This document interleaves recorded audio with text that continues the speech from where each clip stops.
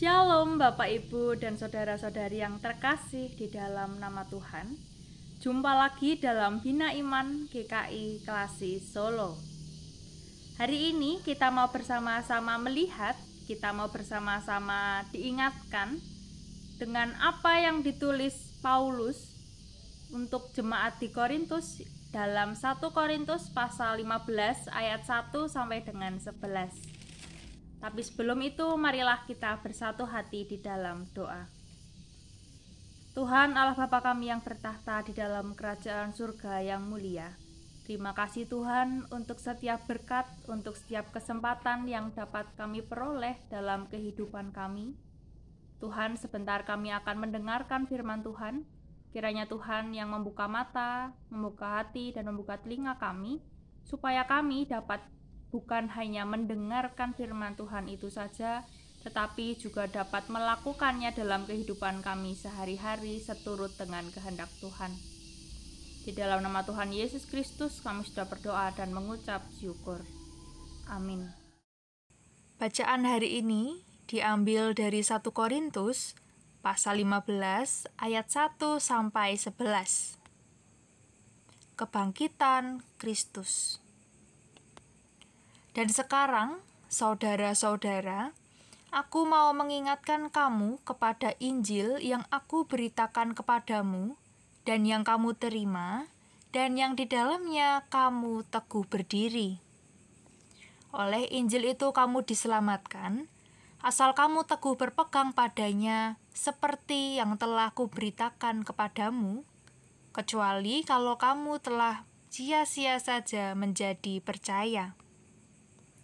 Sebab yang sangat penting telah kusampaikan kepadamu, yaitu apa yang telah kuterima sendiri, ialah bahwa Kristus telah mati karena dosa-dosa kita, sesuai dengan kitab suci, bahwa ia telah dikuburkan, dan bahwa ia telah dibangkitkan pada hari yang ketiga sesuai dengan kitab suci, bahwa ia telah menampakkan diri kepada Kefas, dan kemudian kepada ke-12 muridnya. Sesudah itu ia menampakkan diri kepada lebih dari 500 saudara sekaligus.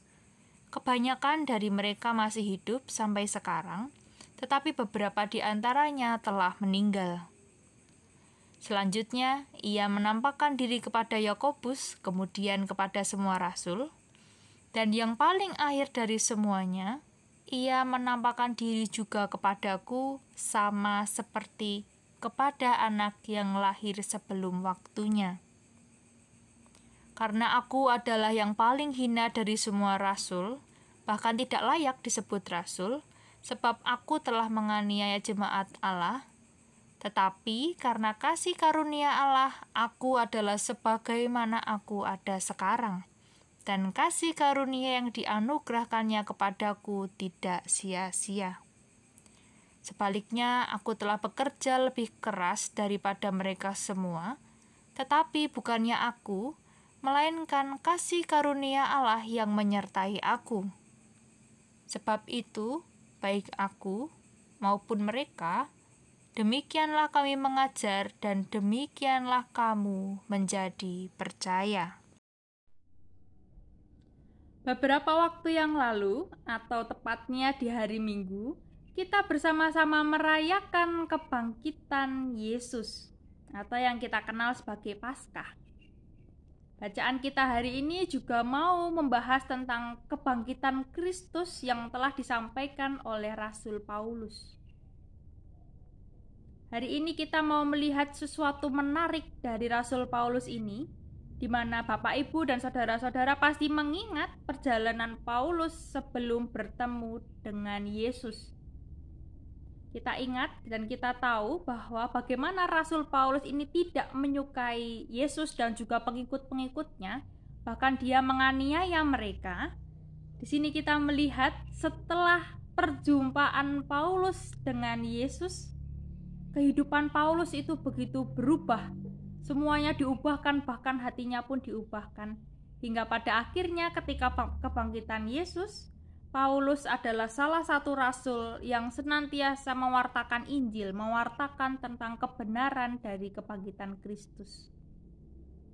Kebenaran yang ingin disampaikan oleh Paulus ini mau berbicara tentang bagaimana Yesus itu benar-benar bangkit. Hal itu dibuktikan dari ayat-ayat yang sudah kita baca sebelumnya, di mana Yesus itu bertemu dengan ke-12 muridnya, Yesus bertemu dengan Kefas, Yesus bertemu dengan banyak bahkan ratusan orang. Di situ membuktikan bahwa kebangkitan Yesus itu benar-benar nyata. Dan dari pengalaman Paulus, di mana Paulus sudah menyebutkan bahwa dirinya adalah salah satu rasul yang tidak layak disebut rasul, bahkan di ayatnya yang ke-9 itu benar-benar dijelaskan perasaan Paulus yang begitu dalam tentang karena aku adalah yang paling hina dari semua rasul, bahkan tidak layak disebut rasul sebab aku telah menganiaya jemaat Allah. Ini mau membuktikan bahwa Rasul Paulus mengerti dengan betul apa yang dilakukan sebelumnya adalah perbuatan yang salah.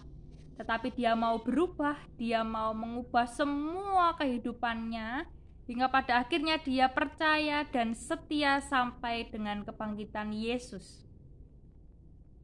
Mengapa Rasul Paulus itu mau percaya dan mau terus senantiasa mewartakan Injil? Kita dapat lihat dalam ayatnya yang ke-10. Di situ dijelaskan, tetapi karena kasih karunia Allah, aku adalah sebagaimana aku ada sekarang.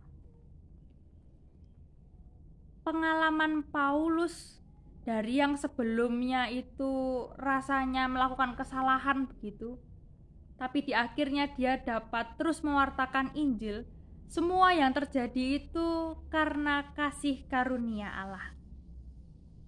Bapak, Ibu, dan saudara-saudari yang terkasih di dalam nama Tuhan, kita adalah pengikut Yesus yang setia.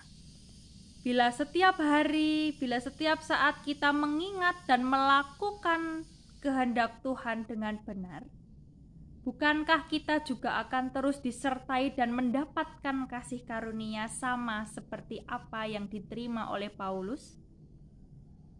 Oleh karena itu, hari ini kita kembali diingatkan oleh Paulus mengenai bagaimana kita diminta untuk setia, kita diminta untuk percaya terhadap kebangkitan Yesus yang bukan hanya menyelamatkan kita, tetapi juga memulihkan setiap kita.